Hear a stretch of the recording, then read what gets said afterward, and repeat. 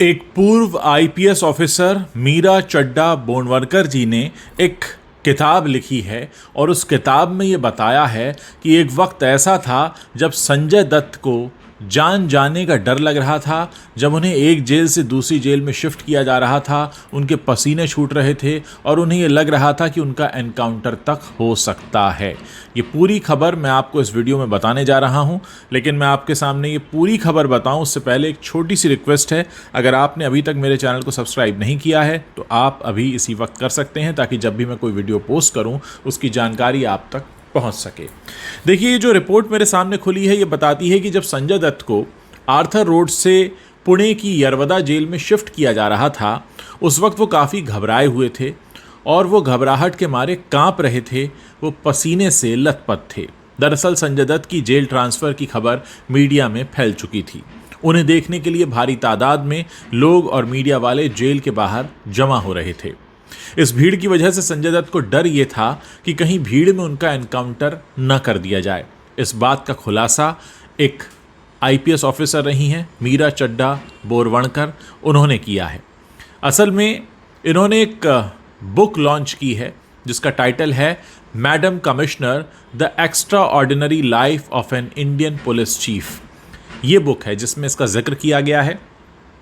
इस बुक में उन्होंने संजय दत्त के जेल के कुछ अनसुने किस्सों का भी जिक्र किया है।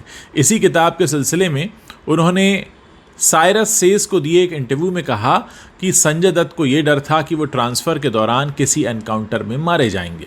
वो इतने डरे हुए थे कि उन्हें पसीना आने लगा था। उनका कहना था कि उन्हें बुखार हो गया है और वो दूसरे जेल नहीं जा पाएंगे। इसी बीच उनके आर्थर रोड जेल से बाहर निकलने की खबर लीक हो गई और जेल के गेट के बाहर भारी भीड़ जमा होने लगी। भीड़ की वजह से हमने इस ट्रांसफ़र को पोस्टपोन करने का फैसला किया। फिर संजय दत्त से कहा गया कि वो इन चीज़ों पर ज़्यादा रिएक्ट ना करें। उन्हें यह भी समझाया गया कि एनकाउंटर के बारे में जो उनकी आशंका है वो पूरी तरह से गलत है। कुछ समय बाद हम उन्हें आर्थर रोड जेल से पुणे की यरवदा जेल ले गए और हम सफलतापूर्वक उन्हें ले जा सके। ये बुक आगे कहती है कि उन दोनों ये बातें बहुत ज़्यादा सुर्खियों में थीं कि जेल में संजय दत्त को स्पेशल ट्रीटमेंट दिया जा रहा है, मगर ऐसा कुछ था नहीं। वो आमतौर पर जेल में अच्छे ही थे क्योंकि उनकी पैरोल और जेल में छुट्टी उनके बिहेवियर पर ही निर्भर थी।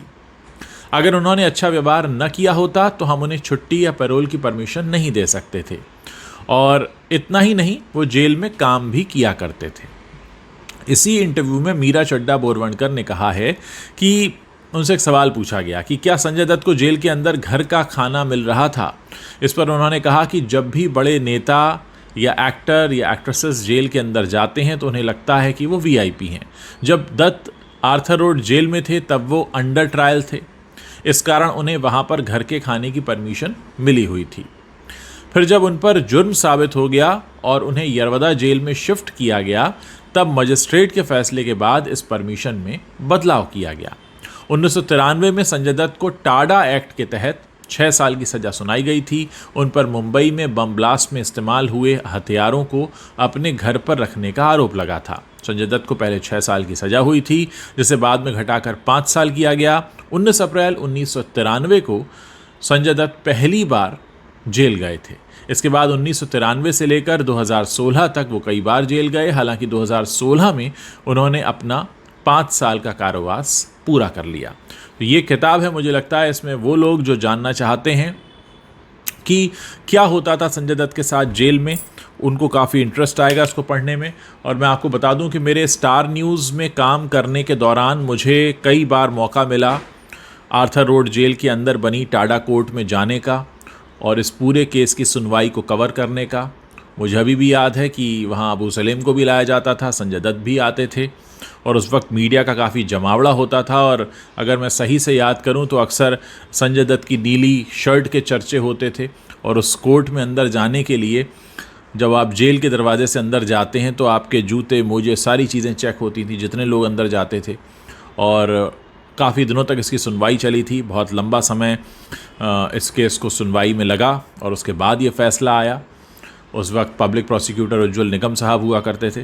तो कुल मिलाकर हमारे देश में ऐसे कई कांड हुए हैं जिनको लेकर लोगों की बड़ी इच्छा रहती है कि क्या हुआ होगा उस वक्त। तो वाकई बहुत कुछ हुआ था जिसे समय समय पर रिपोर्ट भी किया गया, लेकिन जो लोग इसको बहुत डिटेल में जानना चाहते हैं वो इस किताब में उन्हें मौका मिलेगा इन सारी बातों को पढ़ने का।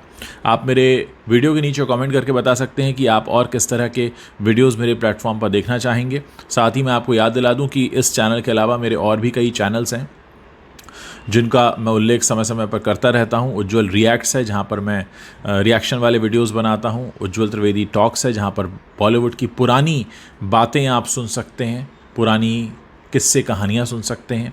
इसके अलावा उज्ज्वल त्रिवेदी मोटिवेशन है जहाँ पर मैं मोटिवेशनल कंटेंट अपलोड करता रहा हूँ, और साथ ही क्राइम आजकल भी एक चैनल है जहाँ पर रोज़ रात को 10 बजे एक क्राइम स्टोरी में अपलोड करता हूँ।